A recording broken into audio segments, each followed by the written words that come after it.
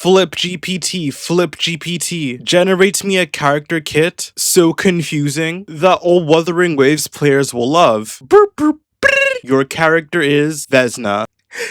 That's as far as the joke is going. Hello there, Flip here, and today we're going to be going over Vesna, breaking down what her kit does, and then going into her best team synergies, as well as looking at calculations for how strong she's shaping up to be in the meta. But before we do that, as always, if at any point during the video you are entertained or informed, make sure to drop a like and even consider subscribing, as I talk on various topics regarding Genshin's meta, and I'll try to keep you updated. Shouts out to all my lovely channel members, I really appreciate your support. It means the world to me. I love you all, and I hope you guys are enjoying Snežnaya. And that's enough yapping, so let's just get right into it. So to absolutely no one's surprise, Vesna's going to be an Onamo sword user, and her kit is going to revolve around being a Stellar Swirl DPS, whilst mainly staying on field. And to quickly gloss over this, Vojanitsa is also releasing in this patch, and she is looking to be a Stellar Swirl support, despite the fact that she doesn't enable the reaction. So I am going to make passing mentions of her later on, but don't worry, she'll be getting her own dedicated video maybe tomorrow. Anyways, back to Vesna. Starting with her normal attacks, there isn't really anything too special about them. She goes up to 6 hits, that's kind of cool. I don't remember the last character that went to 6, but other than that, they are just normal attacks. But you are technically going to use those scalings for her main playstyle, in which, speaking of her main playstyle, all of Vesna's kit is going to be in her elemental skill, in which it has a very wordy explanation, but it's very simple to break down. When Vesna casts her elemental skill, she will do an instance of Onamo damage, and then she will enter the Spirit Blade state, while giving herself 2 stacks of Spirit Blade force. Whilst Vesna is in the Spirit Blade state, her normal attacks will now be infused with Onamo damage, and her resistance to interruption is going to be increased. And whenever Vesna does a normal charged or plunging attack, she's going to summon a Spirit Feather that deals damage alongside her, whilst also regenerating some Spirit Blade force. Nothing so far has thankfully been that complicated, so I hope you guys are keeping up. To get to the tricky part, Vesna has 3 different enhanced elemental skills that she can consume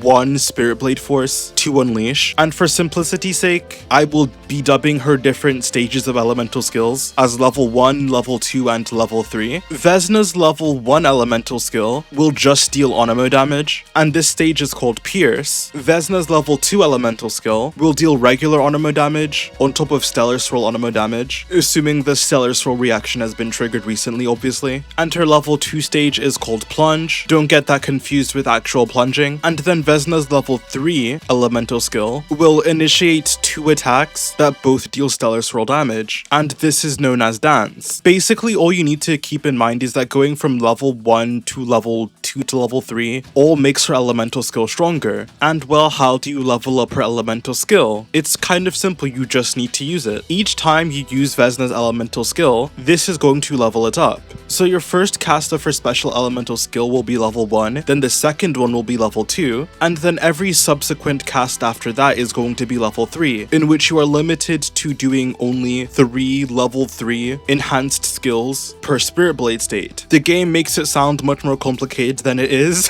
You will use Vesna's skill 5 times once you enter the Spirit Blade state. The first 2 will be the first 2 levels, and then the last 3 skills you do will all be level 3. And since you get 2 Spirit Blade Force just for casting Vesna's skill, this means that you can easily cycle through the first 2 levels of Vesna's elemental skill, and then the rest of your field time will be building up resources to unleash the last 3. And Vesna's elemental burst is going to help this, as it's going to be a direct Stellar Swirl nuke, as well as regenerating 1 Spirit Blade Force. So your Vesna combos are going to look something along the lines of skilling to enter the state, and then with the 2 Spirit Blade Force you start off with, you will instantly use both, so you only have level 3 elemental skills left. You're going to use your burst to get 1 more resource, and then instantly use your skill again, and then for your last 2 skills, you're just going to normal attack to achieve these. So basically, if you have played C1 Zibai, you have played Vesna. Her gameplay loop is very simple, you are just spamming skills. And like with Flint and to a lesser extent Zibai, Vesna's normal attacks just do regular Onimo damage. So fundamentally the combo you do with Vesna doesn't really matter. All that matters is that you're building up resources to unleash her special elemental skills. So whilst you are technically using her normal attack talent scalings, it doesn't really matter that much, since as you can see they're making up quite a small portion of her damage overall. And Vesna's burst is actually going to be a good DPS burst, again very similar to Zibai. If you have it, you are going to want to use it. It allows you to skip an entire normal attack string while getting strong nuke damage, and depending on the team it's worth building the around 125% ER you need to burst every rotation. But if you aren't playing teams with like a Farzan or something who's able to battery Vesna very well, then going out of your way to build energy for the burst isn't going to be worth it in those cases, and you instead just use it every other rotation. Now getting into passive talents, Vesna's Ascension 1 is going to be a ramping base multiplier bonus, giving you an extra 10% true multiplier increase for every elemental skill or burst you do, further doubling down on Vesna's ramping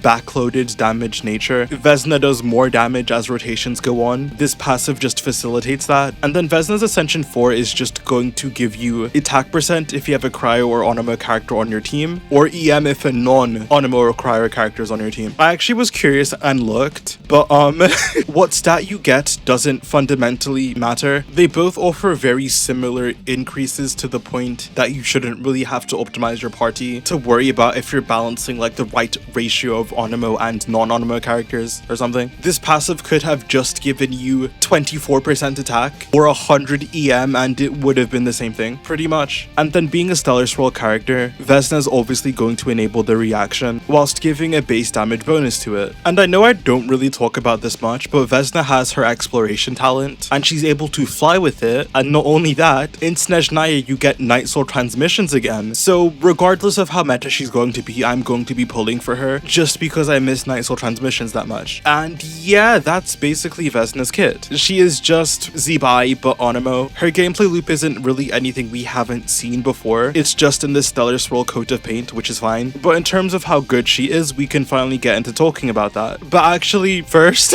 we are getting a whole host of weapons in 7.1. We're going to be getting a free event sword that just gives a bunch of EM while having an attack percent substat, which of course is going to be good for Vesna. And then on top of this, we're getting a whole new gacha series of weapons, including a new bow, a new catalyst, and a new sword. The 2 points of interest being the sword and the bow. The new gacha sword is going to be giving a ton of stats while having a crit damage substat, so even at R1 it's going to be the best in slot 4-star weapon for Vesna. And then on top of this, the new 4-star bow has a crit rate substat, gives 20% ER for free in its passive, on top of giving a team-wide stellar conduct or stellar swirl damage bonus, with a passive that can be triggered from off-field. This bow is going to pair perfectly with Farzan, and whilst just having the R1, it's going to be around 6 to 7% better than Fav. I promise you that was not intentional, we are not going to talk about it. Me personally, I'm going to be assuming an R1 version of the weapons in my calculations, as I think that is somewhat reasonable and it fits within my standard. And whenever R1 gacha weapon is the best in slot for a character, I also assume that. But if you don't think that's fair to evaluate Vesna's strength, then sure. Losing both the sword and bow for other more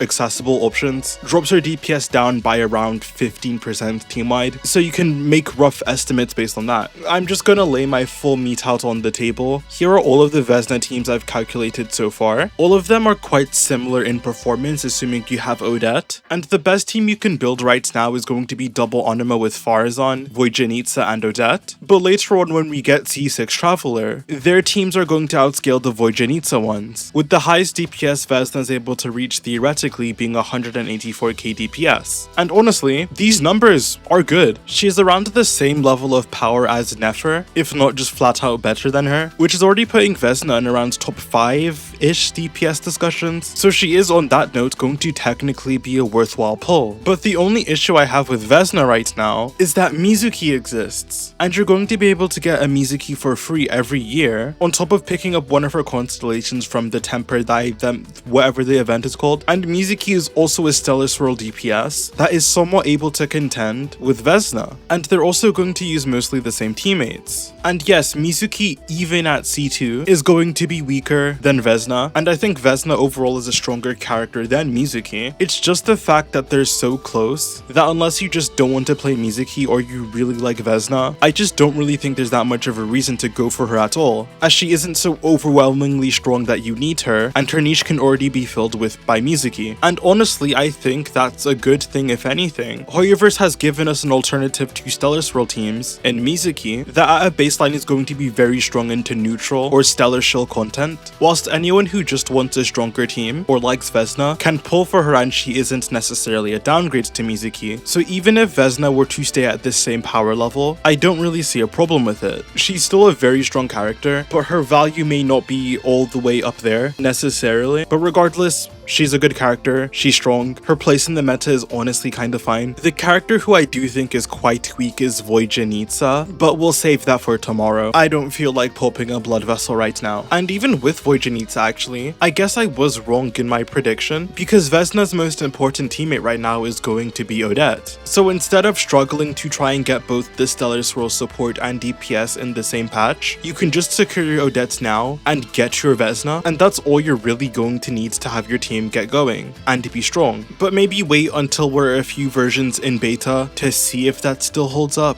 I will also do more calculations of different scenarios with and without Odette later, so you can make much better judgments before Odette's banner ends. But with that, I don't think I have anything else to say, so thank you guys so much for watching. If you enjoyed the video, make sure to like, subscribe, and comment your thoughts on Vesna, as I would love to hear it and I respond to almost every single comment. Channel members, thank you so much for the continued support. It means the world to me. I love you all. Hope you have an amazing day. Thank you to everyone else for watching the video, and I'll see you guys on the flip side. Peace.